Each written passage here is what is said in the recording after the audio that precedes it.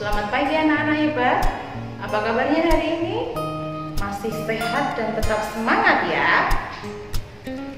Ketemu lagi dengan Ibu Aan dalam channel YouTube Pembelajaran SD Kota Semarang. Tujuan pembelajaran yang akan kita capai adalah 1. Anak-anak, mari kita perhatikan gambar berikut ini.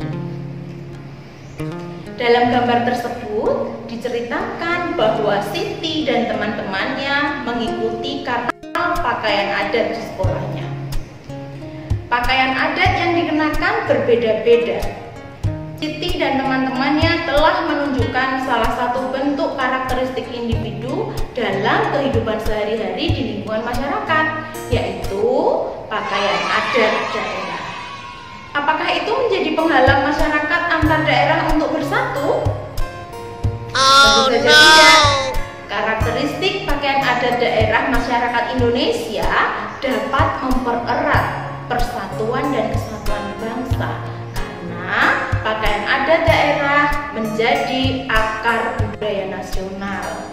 Selain pakaian adat, keberagaman karakteristik individu di lingkungan tempat tinggal dapat berupa usia, jenis kelamin, kegemaran, sifat, dan keadaan fisik. Lalu, apakah ada manfaat keberagaman karakteristik individu tersebut? Ya, tepat sekali. Manfaat yang didapat antara lain dapat saling membantu dan hidup rukun satu sama lain. Namun, tidak jarang keberagaman karakteristik dijadikan sumber masalah akibat ulah pihak-pihak yang sengaja ingin membuat kekacauan di masyarakat. Orang yang sengaja ingin membuat kekacauan dan perpecahan antar warga masyarakat mencerminkan tokoh antagonis dalam cerita fiksi. Masih ingatkah kamu dengan tokoh antagonis? Siapa pula tokoh utama dan tokoh pembantu atau tambahan?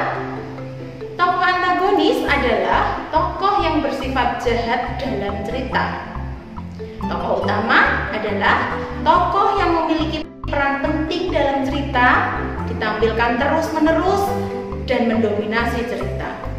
Sedangkan tokoh pembantu atau tambahan adalah tokoh yang dimunculkan sekali atau beberapa kali saja. Sekarang, mari kita dengarkan cerita berjudul Kendi Emas dan Ular berikut ini.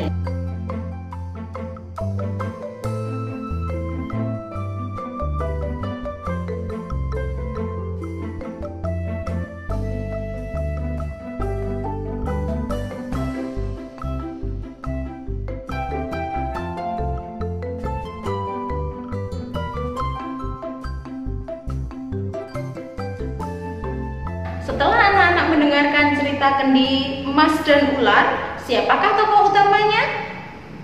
Tepat sekali, Pak Tani adalah tokoh utama dari cerita tersebut. Sekarang, kalian cari tokoh pembantu atau tambahan serta tokoh antagonisnya pada cerita Kendi Emas dan Ular. Kendi merupakan contoh benda 3 dimensi. Dapatkah kamu menggambar benda 3 dimensi? Berikut merupakan langkah-langkah menggambar 3 dimensi berupa kendi. Yang pertama, menyiapkan alat dan bahan. Yang kedua, membuat sketsa gambar. Yang ketiga, memperjelas gambar sketsa. Yang keempat adalah menyelesaikan gambar tersebut. Setelah anak-anak menggambar benda 3 dimensi mengenai lingkungan tempat tinggal, sekarang kita akan belajar membuat karya 3 dimensi berbagai benda yang akan digunakan sebagai bahan pembuatan maket lingkungan tempat tinggal. Coba anak-anak perhatikan gambar berikut. Gambar-gambar tersebut merupakan berbagai karya 3 dimensi. Karya 3 dimensi dapat dibuat dari berbagai bahan. Ada karya 3 dimensi berbentuk rumah dari bahan kertas yang dibuat dengan cara menggunting dan menempel. Karya berbentuk binatang dari bahan tanah liat dan plastisin yang dibuat dengan cara membentuk. Ada pula karya berupa bentuk meja kursi dari bahan kayu yang dibuat dengan cara digergaji dan disatukan dengan paku. Untuk membuat karya 3 dimensi, sebaiknya terlebih dahulu membuat gambar rancangan karya yang akan dibuat, seperti contoh berikut ini.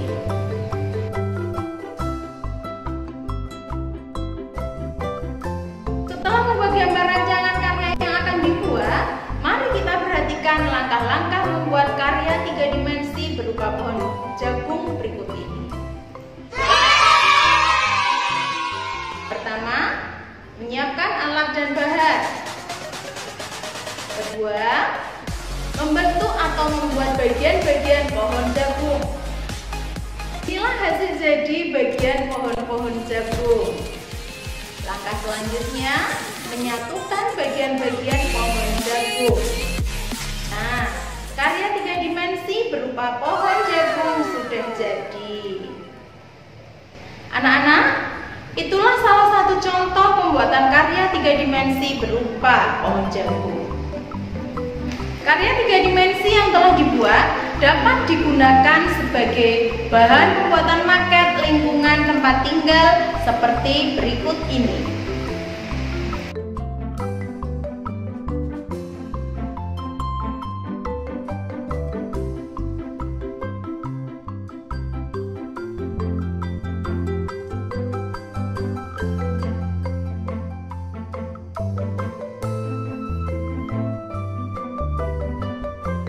Anak-anak, bagaimana pembelajaran hari ini?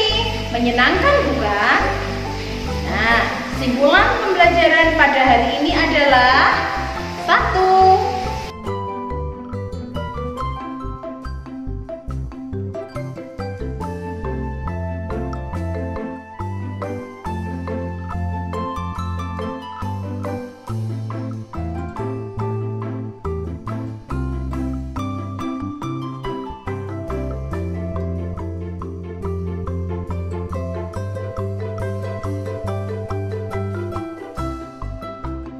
Demikian pembelajaran hari ini, semoga bermanfaat dan sampai jumpa pada pembelajaran selanjutnya. Ingat pesan ibu, lakukan 3M.